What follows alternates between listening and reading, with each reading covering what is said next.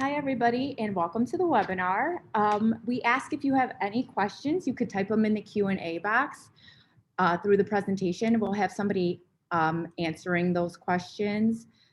And we also have some time carved out at the end to answer some questions live. So with no further ado, we are going to get started. I am Liz Pena. I'm a marketing specialist here at Verity IT. Throughout the month of October, Verity IT has been promoting and practicing Cybersecurity Awareness Month. We've been using this opportunity not only to engage and educate our clients and prospects, but also to educate ourselves internally in order to increase resiliency in the event of a cyber incident. Remember, the most vulnerable target at many organizations isn't a system of technology, it's people. Cybersecurity Awareness Month is all about taking proactive steps to enhance cybersecurity in your workplace. Did you know that there's an estimated annual revenue of $20 billion from ransomware attacks by 2021? 76% of organizations believe they're likely to be victims of an attack in the next year. And it's predicted that there will be a ransomware attack on small to medium-sized businesses every 11 seconds by 2021. That leads us into today's webinar. You'll need a plan to minimize your risk when it comes to ransomware. There's no silver bullet, but understanding the most common ways ransomware attacks gives you the prioritized steps you can take to provide the best protection for your business. We hope you all leave today with a better understanding of ransomware, how detrimental it can be to your business, and how to better educate yourselves and your staff on how to handle it if you do suffer from a malware attack. With that said, I'm going to hand it off to Kim, our partner at Dark Web ID. She has presented for us in the past, and we're so super excited she's back to share some more on cybersecurity practices. Thanks so much, Liz. Really appreciate the opportunity to be back.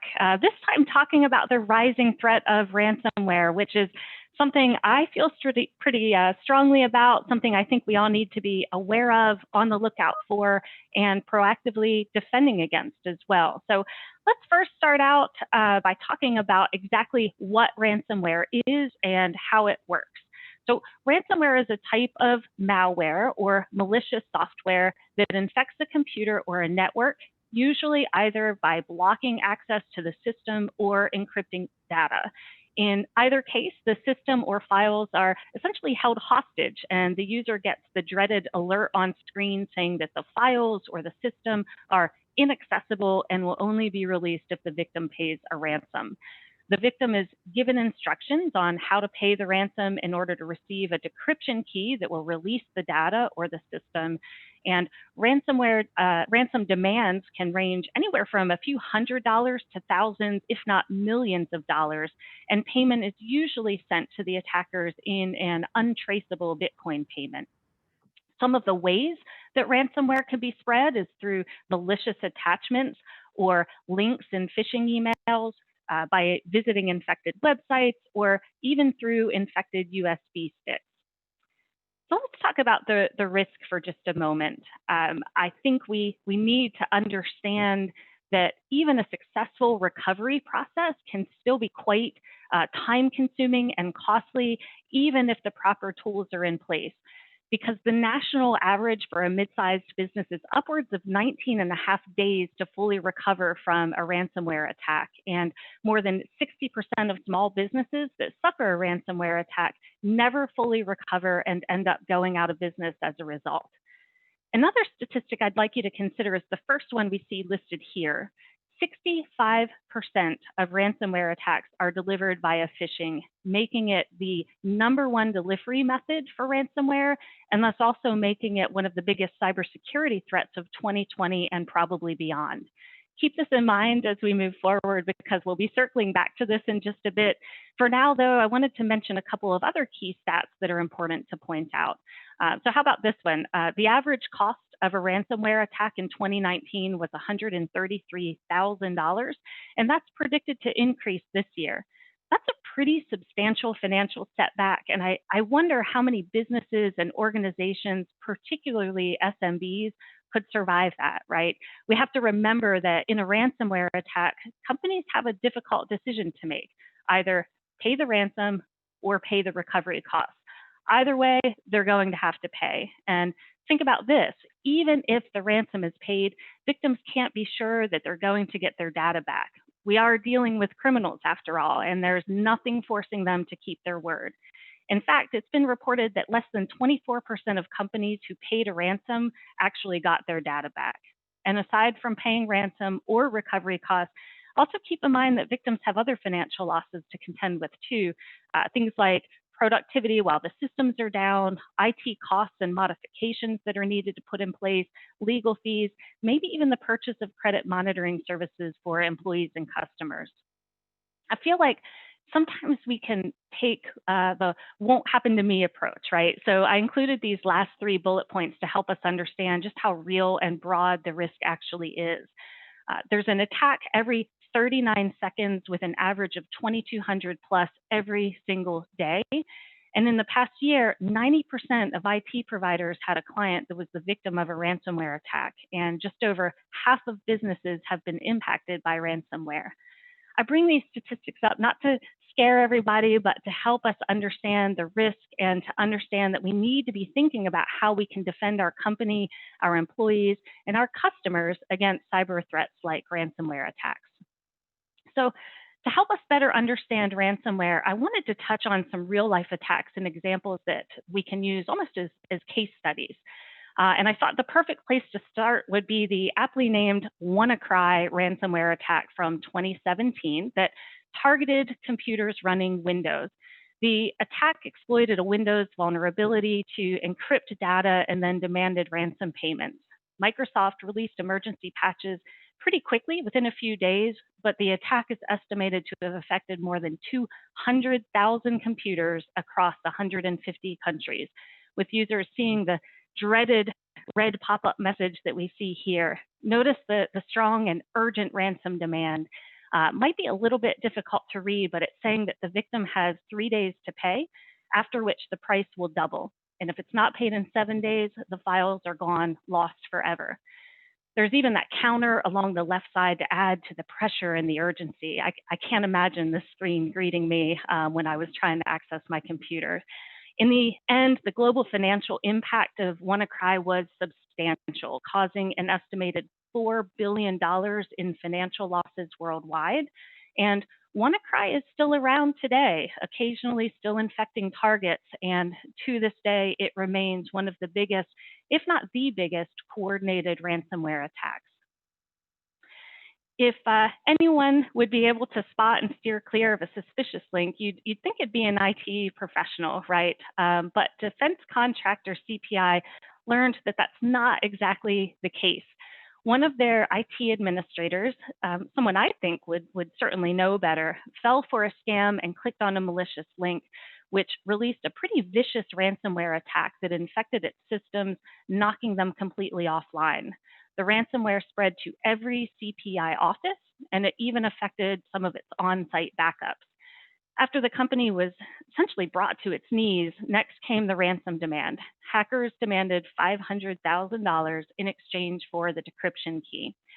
CPI paid that ransom, $500,000, straight to the cyber criminals, but they still spent months recovering from this incident.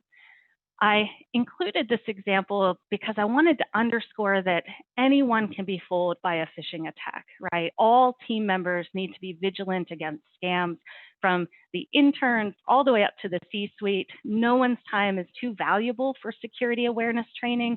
And I think, as the CPI system admin taught us, no one is too knowledgeable to potentially fall victim to a phishing attack either. So building on this theme that attacks can affect anyone and any company, I wanted to turn now to another example, this one involving Cognizant, which is one of the largest managed IT service companies in the world, with close to 300,000 employees and over $15 billion in revenue. So this giant IT company that manages technology for other companies, this past April, the company itself was the victim of a maze ransomware virus that locked up its internal systems.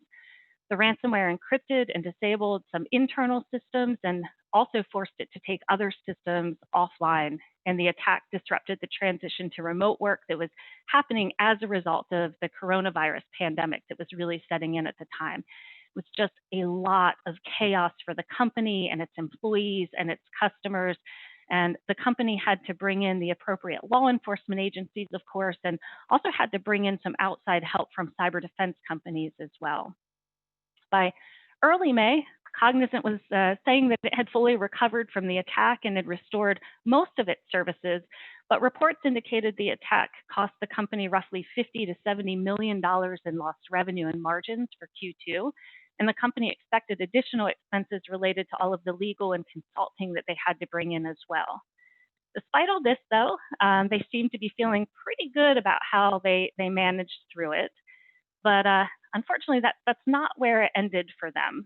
May's ransomware, which was used in the Cognizant attack, is known for spreading throughout the network and not just encrypting, but also stealing files. And those stolen files are then, of course, used as an extortion tactic, with attackers threatening to publicly release the data if the ransom isn't paid.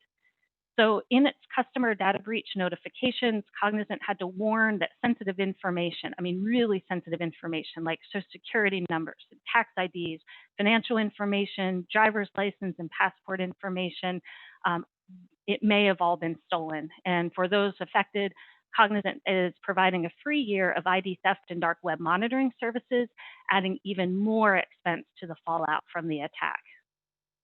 Unfortunately, this is an emerging trend that we're seeing where a ransomware attack escalates to extortion. As I mentioned a bit ago, there's no guarantee that paying off the cyber criminals will get the data back. So the general consensus has been that if you get hit with ransomware, don't pay. But as we saw in the Cognizant example, now cyber criminals aren't just encrypting the data, they're also stealing it. And then they're telling victims that if they don't pay that ransom, they'll release the stolen data on the dark web. So it's essentially double extortion, right? They're extorting victims with the demand of an initial payment to get their data back, and then they're extorting them a second time by threatening to make that data public if they don't pay the ransom. So with this escalation, there's the possibility of sensitive information being exposed, so that even if an organization can afford to rebuild and restore the data on its own, they now have the added pressure of paying just to keep their files off of the dark web. We talked about the May's ransomware attacks, which have infiltrated companies and organizations like Cognizant and Allied Universal listed here, demanding payment in exchange for stolen data. Another example highlighted here is the Travelex ransomware attack that occurred last New Year's Eve. So Travelex is a currency exchange provider, and in this particular attack, hackers infiltrated the company's infrastructure 6 months before launching the ransomware attack. Over that time, they crawled around their systems undetected and stole valuable, sensitive information that they then used to blackmail the company after the ransomware was deployed. Travelex was forced to pay the $2.3 million ransom, and the fallout from the attack has been catastrophic. Reports in August indicate that the company has been forced into bankruptcy.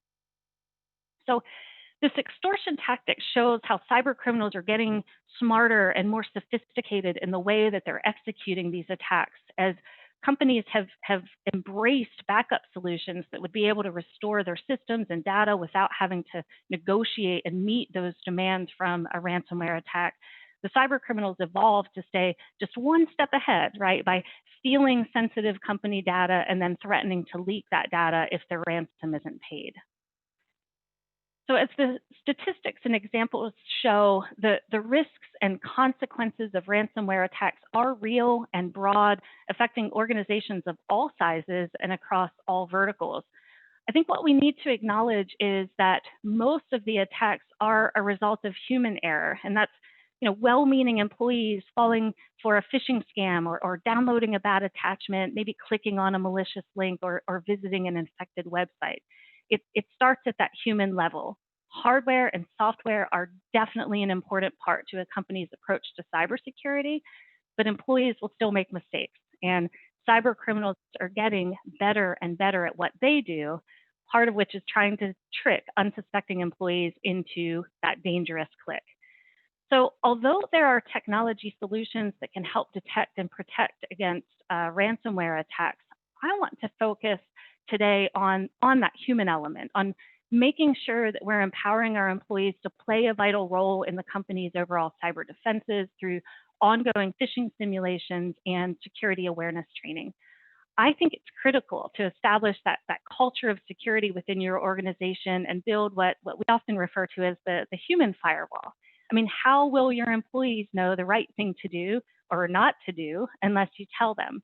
So employees are that first line of defense against cyber crimes like ransomware attacks, and it's critical to equip them with the knowledge and skills they need to protect themselves and by extension your business from those malicious attacks. So to make your company more secure and to establish that culture of security, I encourage you to think about implementing an effective ongoing security awareness training program if you don't already have one in place.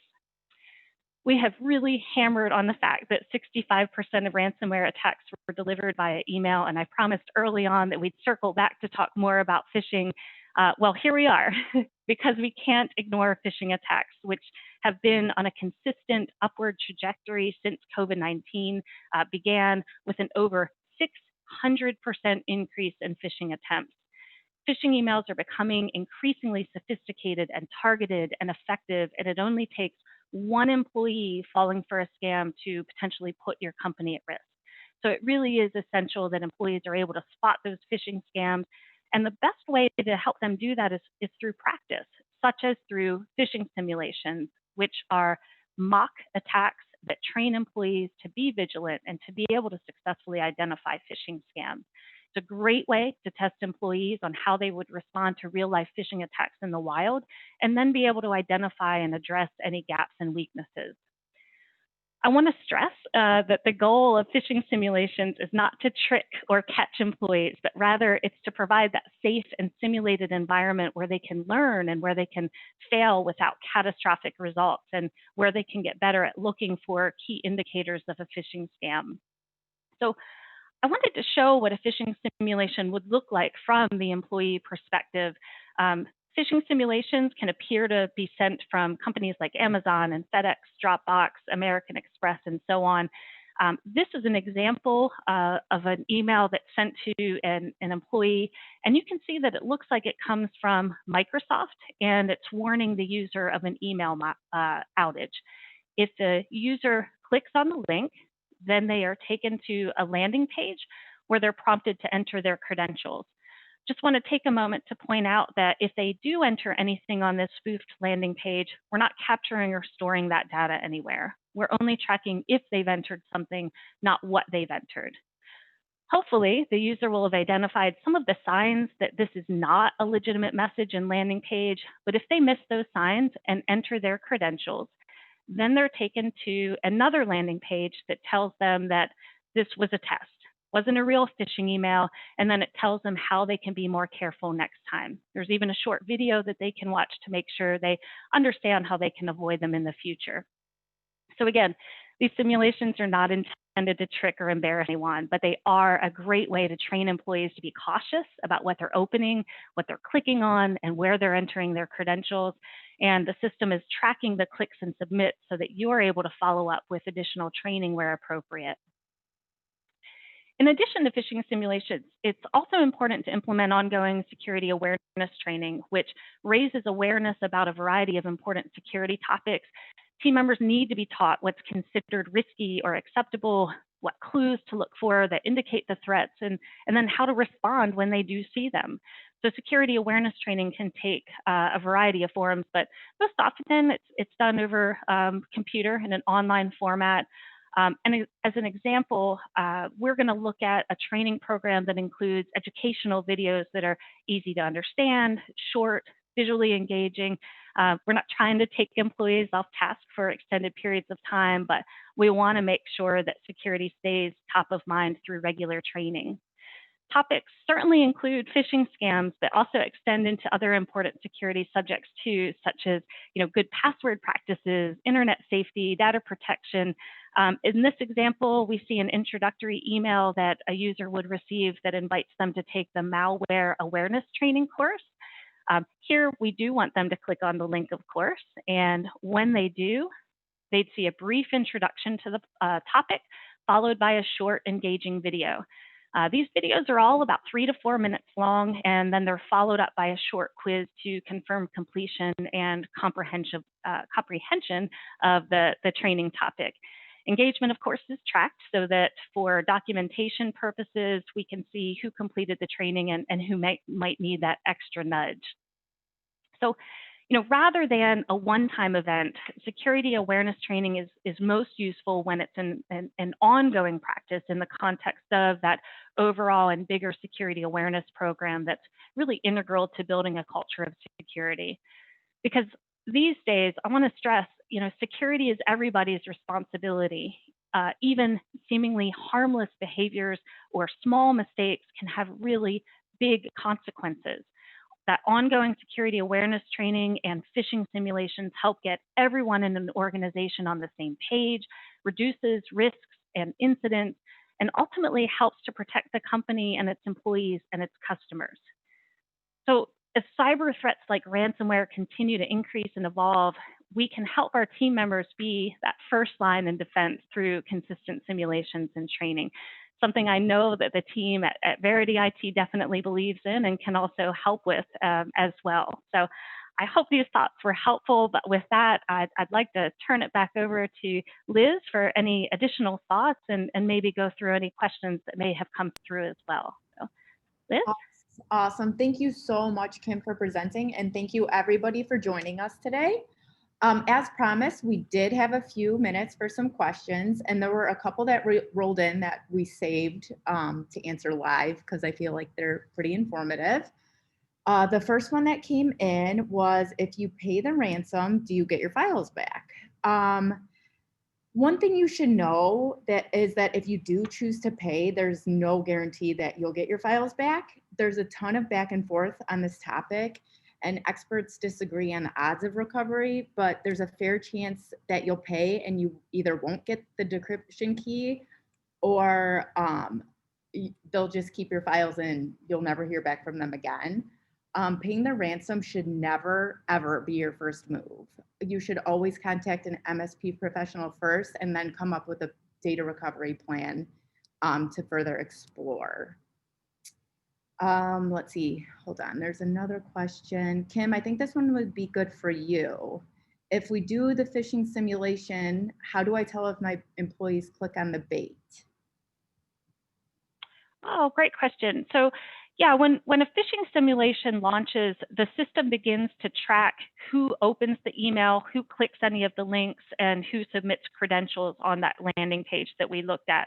All of that data is fed into reporting where you're able to see how employees are performing across the board by looking at percentages of users who opened, clicked, and submitted. That's really helpful in spotting trends. Are your employees getting better? Or are they getting a little bit lax?